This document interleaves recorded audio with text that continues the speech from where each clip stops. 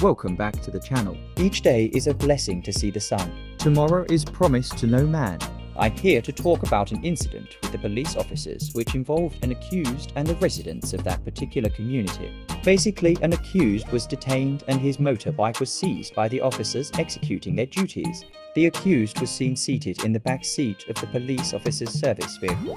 In the video, you can see visual which appears to be one of the police officer hitting the accused allegedly. From the angle at which the video was filmed, the footage is not vivid. The police officers didn't state why the accused was detained and his motorbike seized. In the video you can hear and see the residents and what appears to be a female irate at the police.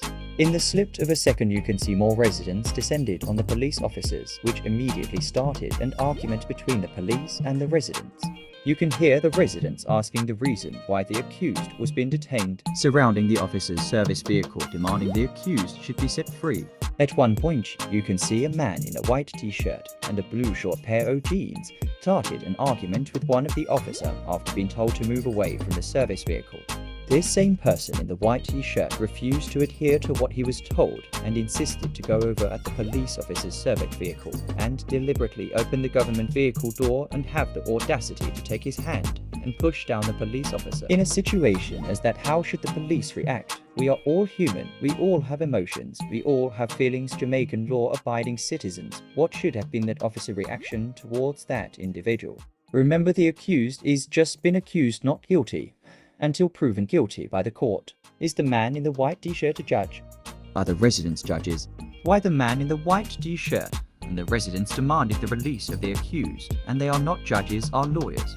This is a clear insight of what the police officers face on a daily basis. Everyone on the scene at that point are interfering in police work and should all be charged because they are obstructing the work of police officers.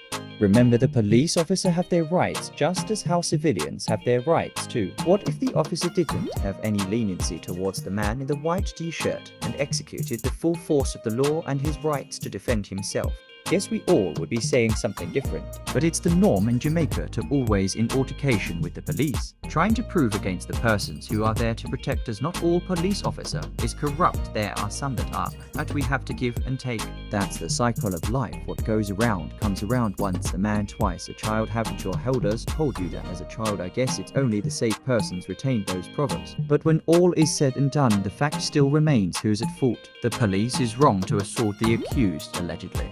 The residents are wrong to interfere in the police officer's work. The man is also double wrong to open the door of the police officer's service vehicle and assault one of the officer. They are all wrong. Issues must be settled verbally as civilized people, not physical. Do you think Jamaica can survive without national security? God bless you all. Special thanks to my subscribers.